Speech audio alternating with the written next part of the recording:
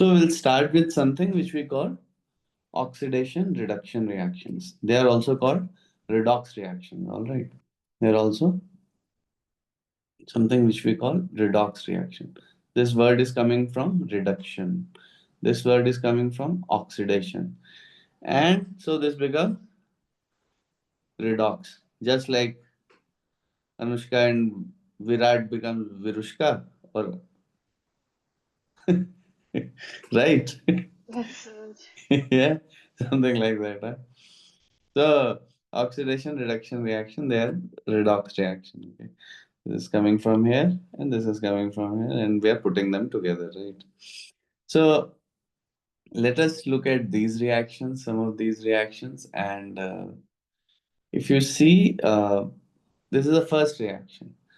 Here, what happens is that this MnO4 minus, this is purple in color, all right, and this reacts with ferrous ions, Fe2 plus ions, in acidic medium, and it gave us light pink Mn2 plus and ferric ions Fe3 plus and water. Then we have another reaction in which magnesium is reacting with oxygen. Okay, magnesium is reacting with dioxygen O2 and it is giving me magnesium oxide. Then there's another reaction. Here red phosphorus or phosphorus is reacting with liquid bromine. Okay, and we are getting PbR3, phosphorus tribromide. Now the thing is that although these reactions, it looks as if they have nothing in common, they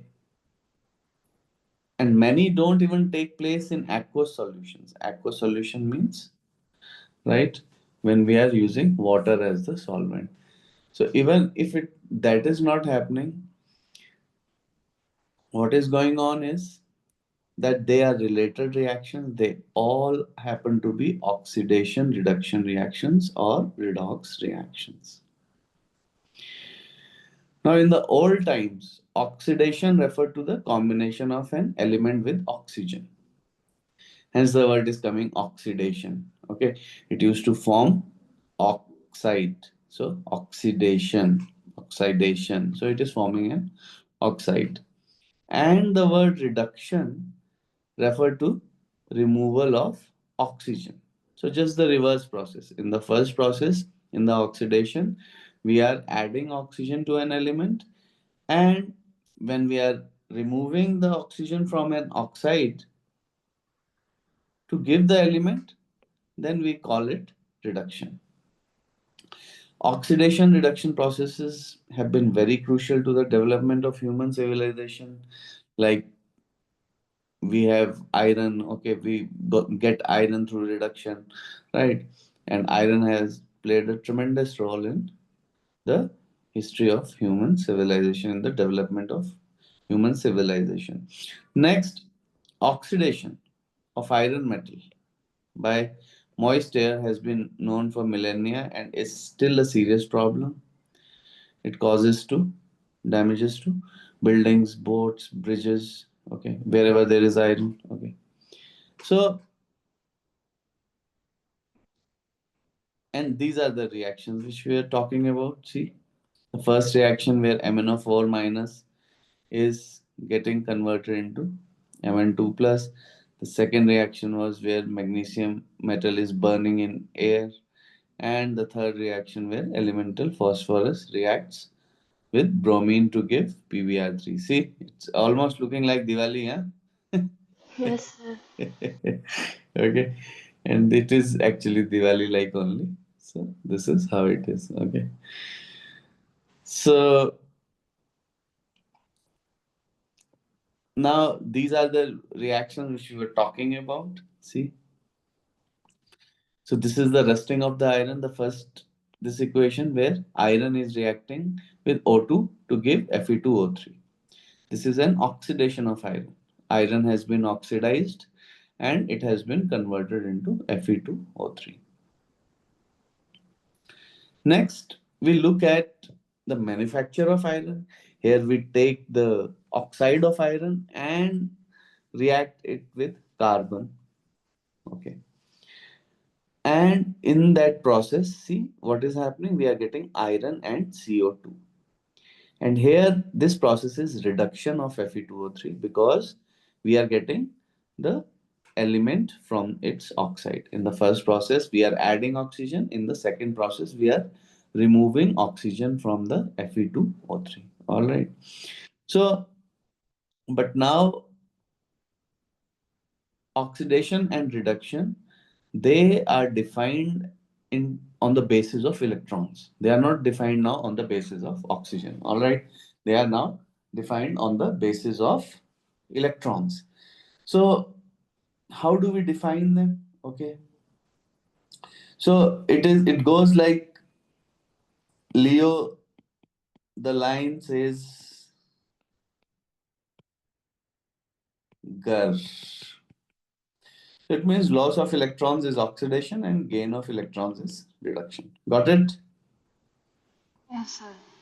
So loss of electrons is oxidation and gain of electron is reduction. See, so here you can see what is happening. A2 minus, if it will lose one electron, okay, I'll just put an electron like E minus, E minus, E minus everywhere. So A minus plus one electron will become A2 minus. So on the reverse, in the forward direction, what is happening? A2 minus is losing an electron, and it is we are getting A minus an electron. In the second, what is happening? A minus is going to A plus a single electron, right? Yes. Yes, sir. In the third process, you see, A is going to A plus plus one electron.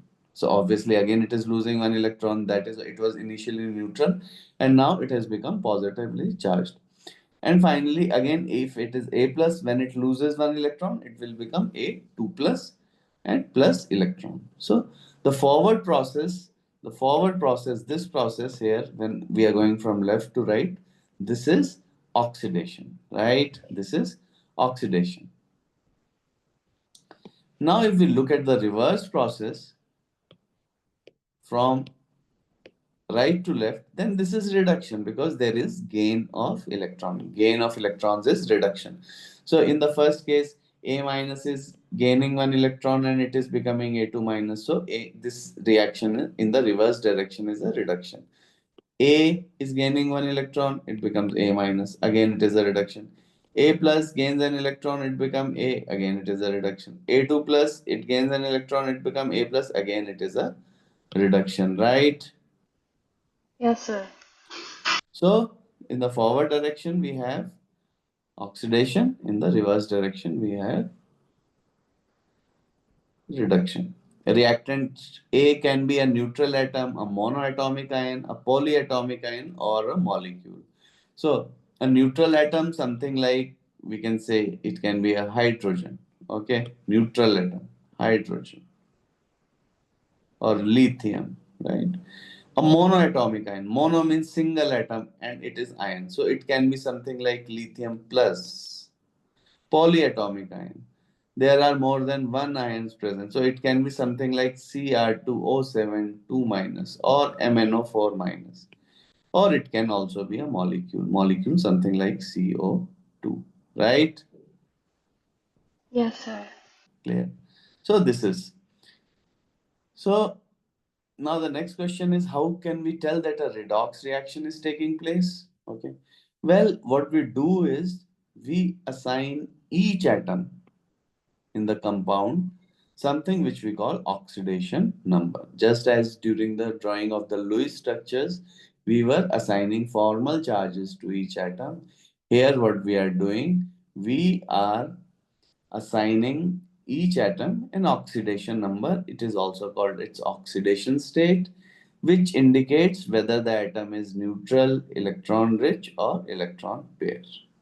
Now, what we do after that, when then we compare the oxidation number on the left hand side and on the right hand side. Okay. So from there we can tell if the atom has gained or lost electrons. Okay. It is very important to note that the oxidation number don't necessarily imply ionic charges. Okay. They are not ionic charges. They are just a convenient device to help keep track of electrons during redox reactions. Let us see how do we assign oxidation number. So if we have an atom in its elemental state, then it has an oxidation number of 0. It is just an element, there is no charge on it. So for example, for sodium, let us say that the oxidation number of sodium is x, and x is equal to total charge. What is the total charge? 0. So x comes out to be 0. For H2, there are two hydrogen. Let us say that for each hydrogen it is x. So there are 2x. Net charge is 0. So x is 0. So the hydrogen is in 0 oxidation state. Similarly, Br2, 2x is equal to 0. So x is 0. Here sulfur, x is equal to net charge. Here x is equal to net charge. So everything in these examples, in sodium, H2, Br2, sulfur and neon, they happen to be in 0 oxidation number, right? They happen to be in 0 oxidation state. Next, an atom in a monoatomic ion. Monoatomic, meaning we only have a single atom. So if we have a monoatomic ion, then its oxidation number is simply equal to its charge. So if we have Na plus, so just let us assume that the oxidation number for sodium is x. What is the net charge? Plus 1. So here the oxidation number is plus 1. Let us assume that the oxidation number for calcium is x. X should be equal to plus 2. So it is plus 2. Let us assume that the oxidation number for aluminium is x. So x is equal to plus 3. Let us assume that the oxidation number for chlorine is x. X should be equal to net charge minus 1. So it is minus 1. Let us assume that the oxidation number for oxygen is x. So x should be equal to net charge, which is minus 2. So same is the oxidation number. So whenever we have a monoatomic ion, it has an oxidation number which is basically equal to its charge. Okay, clear? Yes, sir. Okay. Now, the next rule is an atom in a polyatomic ion or in a molecular compound usually has the same oxidation number it would have if it were a monoatomic ion. What do we mean by this? We mean by this that if we break the bonds, then we will get the same oxidation number. Okay, I'll just tell you. For example, let us consider the case of HOH. Now I know that oxygen is more electronegative than hydrogen. Okay, elements which are on the right hand side of the periodic table, they are more electronegative. So when I break this, okay, what will happen? O will get a minus 1 because it was more electronegative, and H will get plus 1. I again break this. O will now have minus 1 again, so it will become minus 2 and H will become plus 1. Got it? Yes, sir. Okay. So this is the idea. Okay. So this is the idea we are having. Okay. So this is how it is. And we now have the oxidation number here clearly, cleanly defined. Okay. So what we have to do now is similarly for OH minus, you can see what is happening here. Okay. So for OH minus, it's the same thing which is happening. Okay. All right. It is the same thing that is happening. And as you can see again from this, that if we break the bond in OH minus, then what will happen? All right. Let us take this. OH minus is OH minus. O already has minus 1. When I break single line, the more electronegative gains, one negative was already there, it gained one more negative, less electronegative gains plus 1.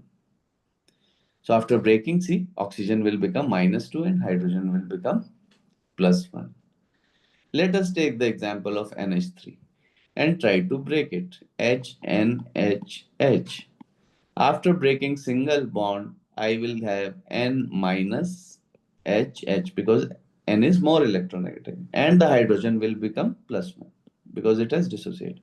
I again break one more. Now nitrogen has become minus minus, and it has one hydrogen attached to it still, and this hydrogen become plus. And finally, I also break this bond. Now nitrogen has three negative, and this hydrogen has also become plus. So you got it now? Yes, sir. See what is happening, right? So this is how things are going to happen. Okay. So this is how things are taking place. Okay. This is how we are getting the uh, our answers, right? We simply just look at these things, and then we see that what is going to happen, and then we immediately see how we have to break them, and how we are going to look at their oxidation number, right? So this is how we advance. Okay. So uh, next is,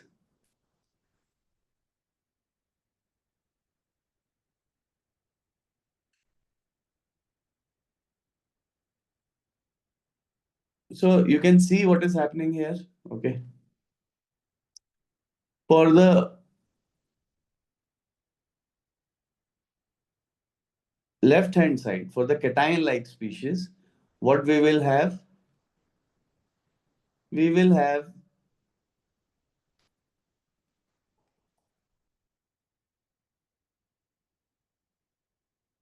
positive oxidation number. Now, can you tell me why it will be like this?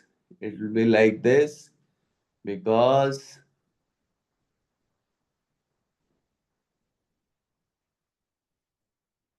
it will be like this for a simple reason, because they are metals, right? On the left hand side, we have metals, and when we have metals, we will immediately, what will happen? The metals will lose electrons, right? Metals have tendencies to lose electrons, and finally, we are going to get the positive ions.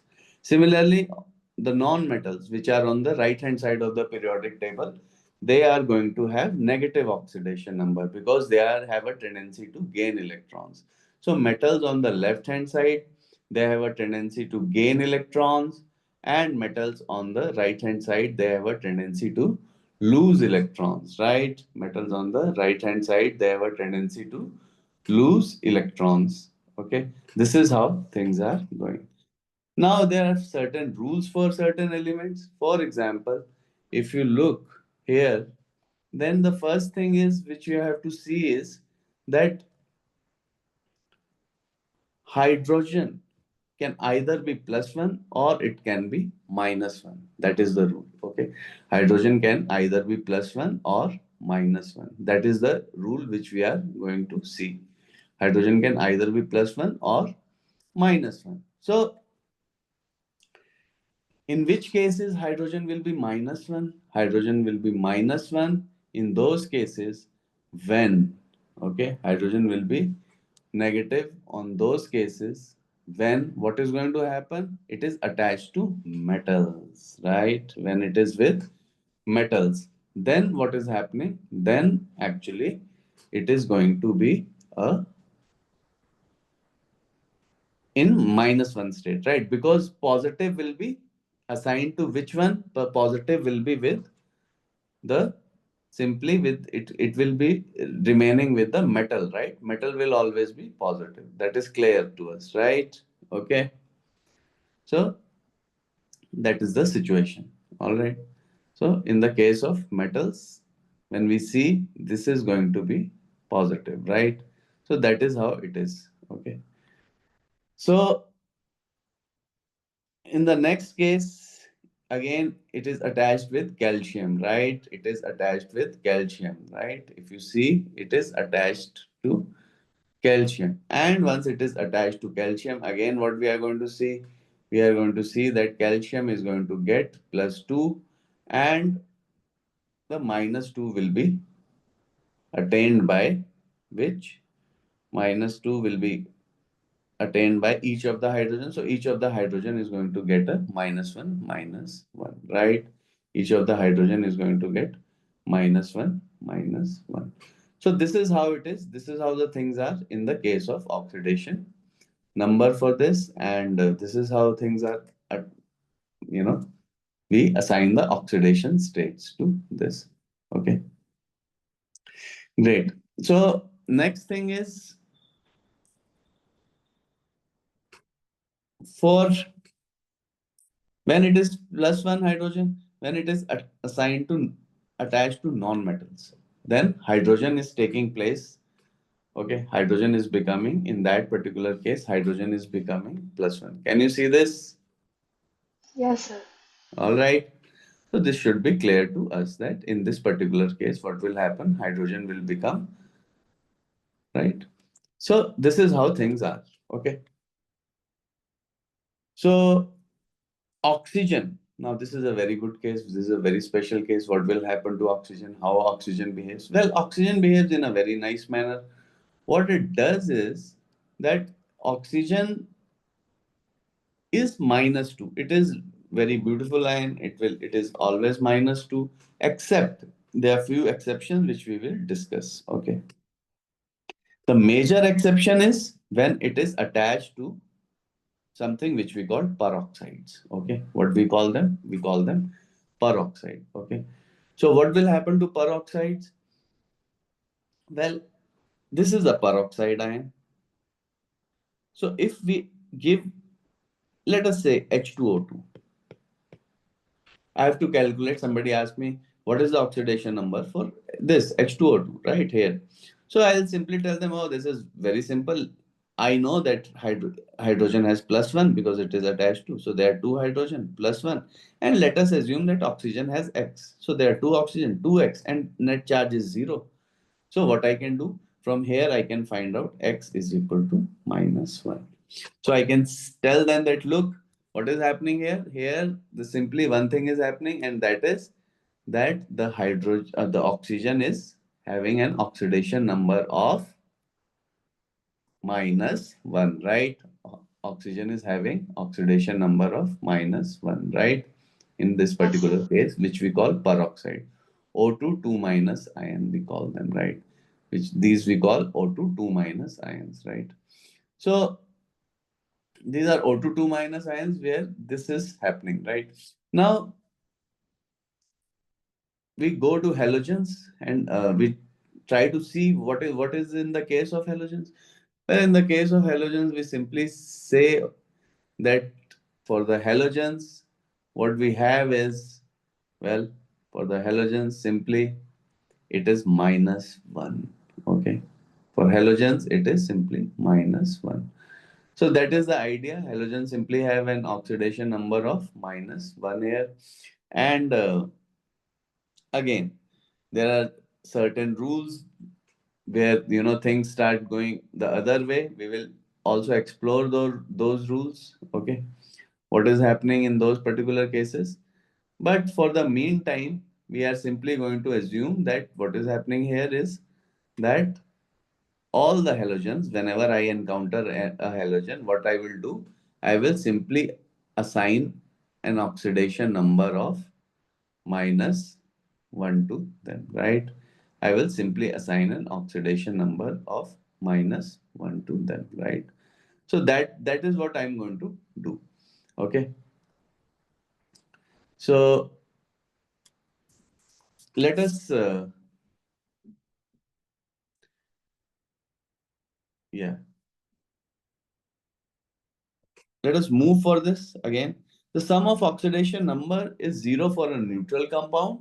All right. The sum of oxidation number is 0 for a neutral compound and is equal to the net charge for a polyatomic ion. This is what we have been discussing all the while. That look, what is going to happen? The simply one thing is going to happen, and that is that we take it to be x and we solve it just like a equation, and we put it to be equal to simply the net charge of this, right? We simply put it equal to the net charge for this, right? So that is how we do it for this particular case. Okay. And yeah, that is how we do. And yeah, this is more or less, this is like this. Okay. So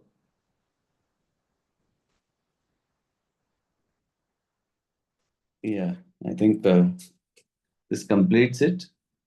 This is how we do, and till now it is clear, Ananya. Huh? Yes, sir. Okay, very nice. Okay, then we'll discuss few other things, but let's first. Now, for example, I have the ClO4 minus. Okay, somebody asked me that, please tell me about ClO4 minus. So I tell them, okay, ClO4 minus is quite simple. What we will do in the case of ClO4 minus is very simple, and we will simply assign ClX.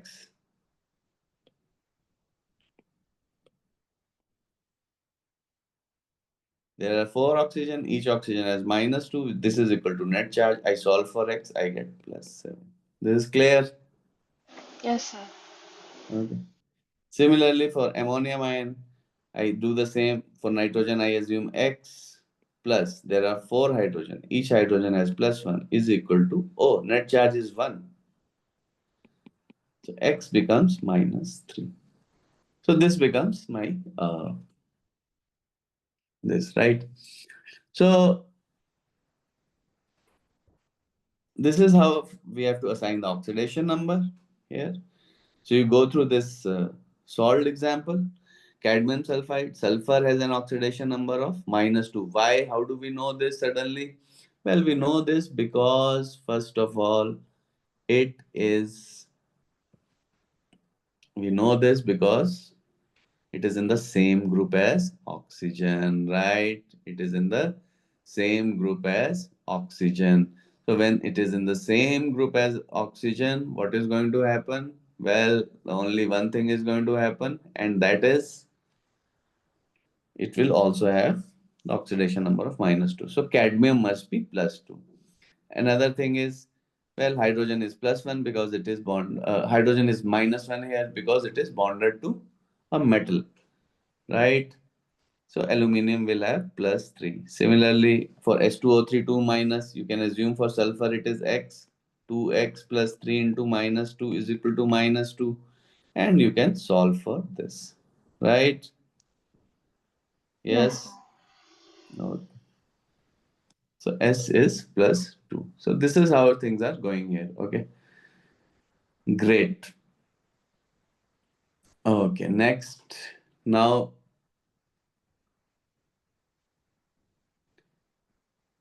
we are going to see for Na2Cr2O7. Again, for chromium, if you have to find.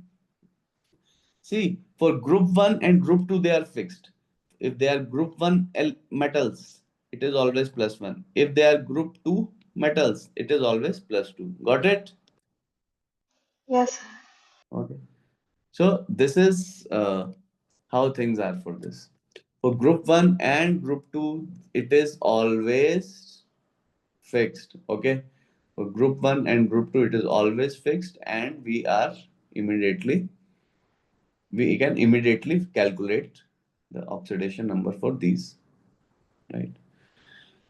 So let us try for these. Okay. You try for this and let me know, and then we'll discuss what is going to happen. Okay.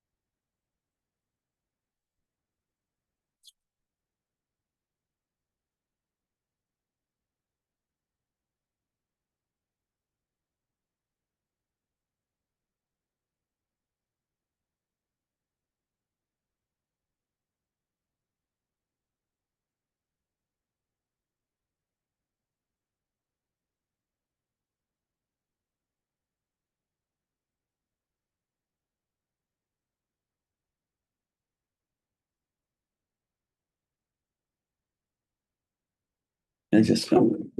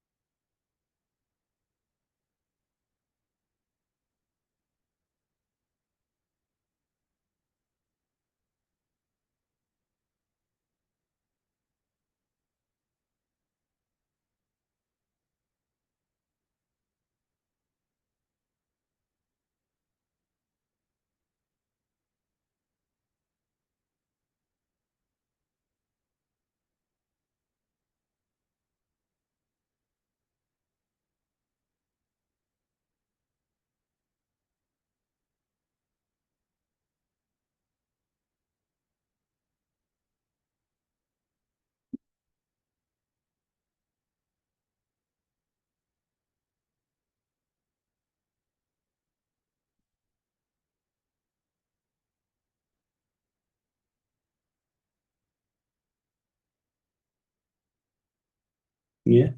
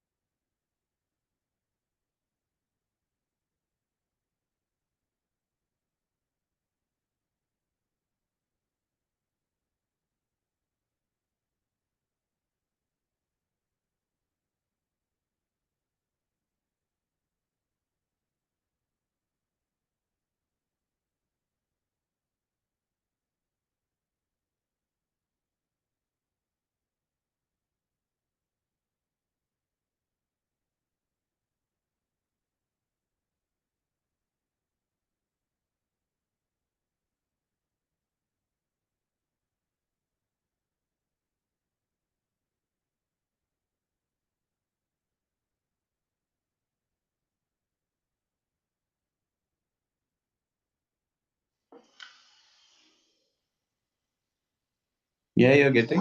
I'm not sure about the answer for the 4.25A. 4.24a. Yes, sir. Let us assume that halogen is always minus 1. So if tin is x, No, x no, sir. plus For 4 into minus 1 is 4.25. equal to. 4.25A. The Okay, okay. next one. Think, think about it. Don't worry. It'll come to you.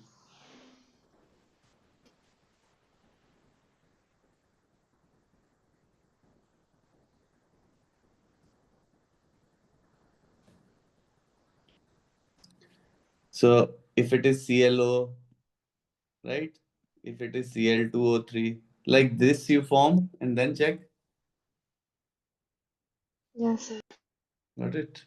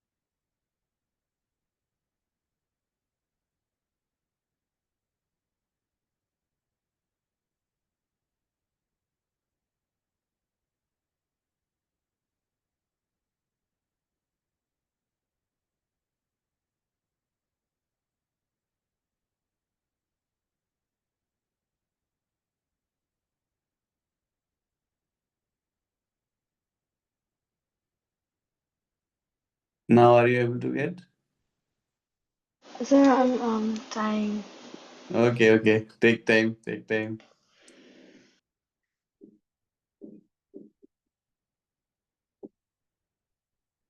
See, the way to improve is when we are racking our brains, it's just like working in a gym. So if the instructor keeps on lifting the weight, our muscles are not built. In order, if we want that our muscle should be built, we have to put in that work. Okay, Yes, sir. that is how it is.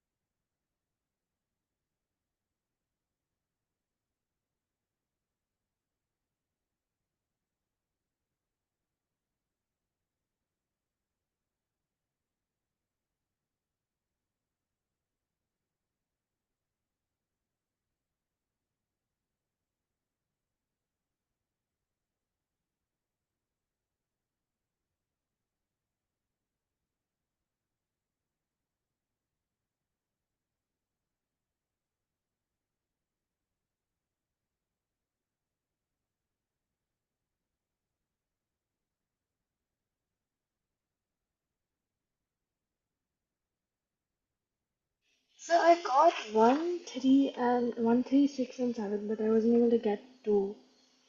You're not able to get 4. 2. I wasn't able to get 2. 2 with this,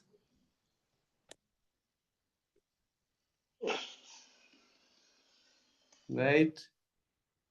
1 second. Yeah. Yeah, yeah. Yeah, okay. Yes, I got all of them now.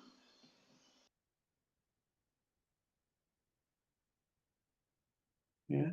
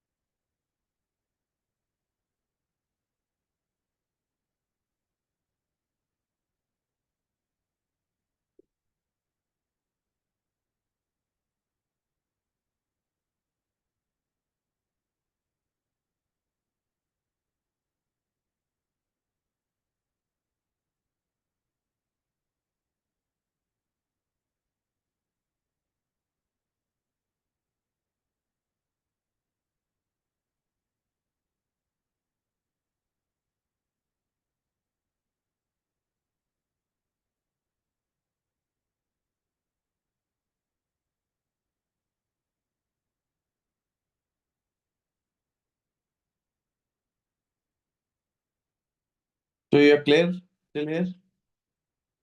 Yes, sir. Okay, you got everything now, right? Now, okay, you have gone through everything. Now identifying redox reaction. See what is happening here. It is undergoing oxidation from 0 to 3, 0 to. So we just identified the oxidation number. And now we have a very good method. How do we do it? We simply see if the oxidation number is increasing or decreasing. Okay. What we do is we simply see if the oxidation number is increasing or decreasing. If the oxidation number is increasing, then it is undergoing oxidation. See how cool this is. If the oxidation number is increasing, then we say that that particular substance, that particular compound, it is undergoing oxidation, right? Then we say that it is undergoing oxidation in that particular case. Okay. So if the oxidation number is decreasing, we say then it is undergoing reduction. For example, in this particular case, see what is happening. Iron here, for you can see in the blue, it is zero oxidation number, right? And the blue here, it is in plus 3. If we'll calculate, it will come out to be plus 3. So there is an increase in oxidation number for iron. So we say that iron is undergoing oxidation. Let us look at the oxidation number for oxygen. What is the oxidation number here? It is 0. Okay. So from 0 to minus 2. So there is a decrease in oxidation number, right?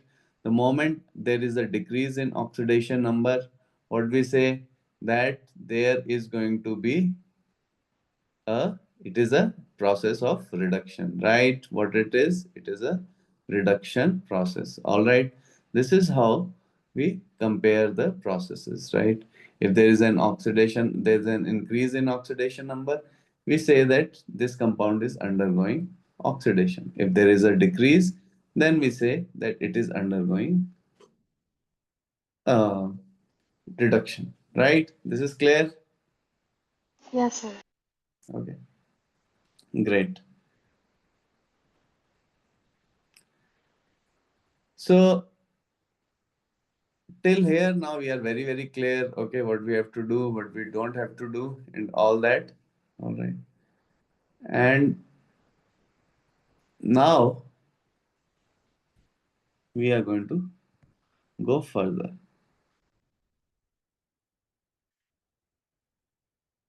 So this is we can perform a similar analysis. Okay, before performing similar analysis, let us do some a bit of practice, that how do we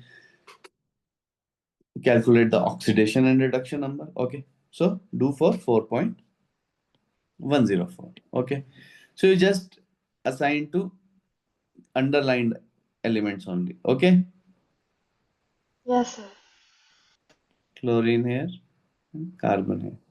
So we know that for oxygen it is what it is, and for halogen what it is, right? So that is how we have to proceed. Okay. Yes.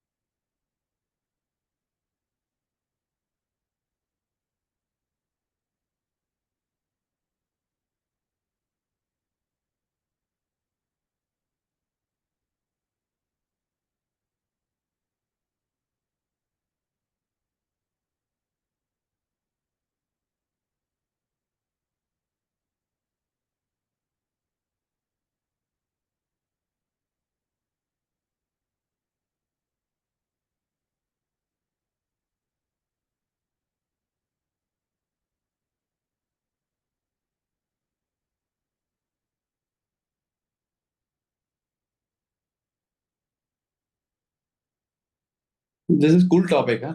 What's it? Yes, sir. Right.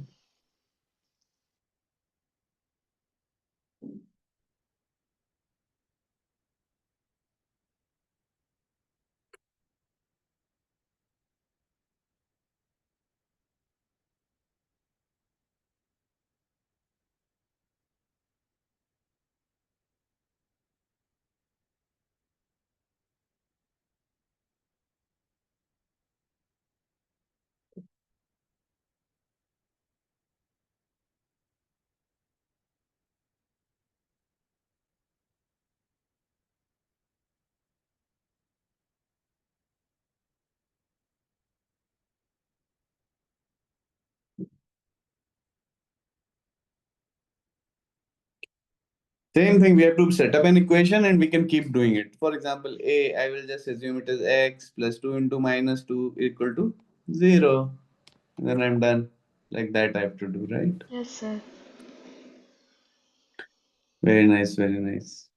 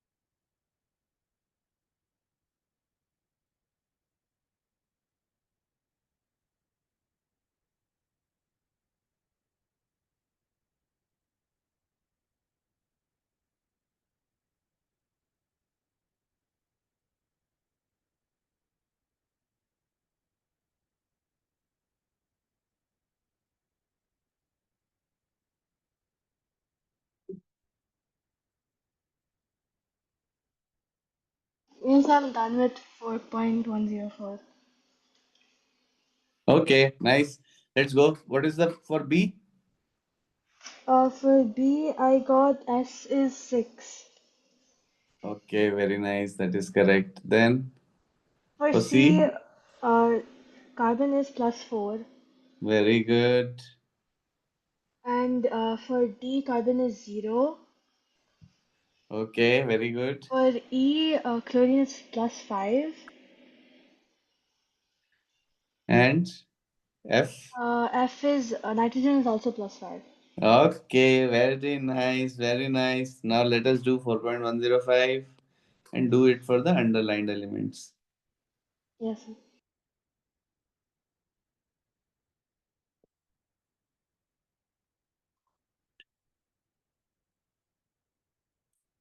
For sulfur also.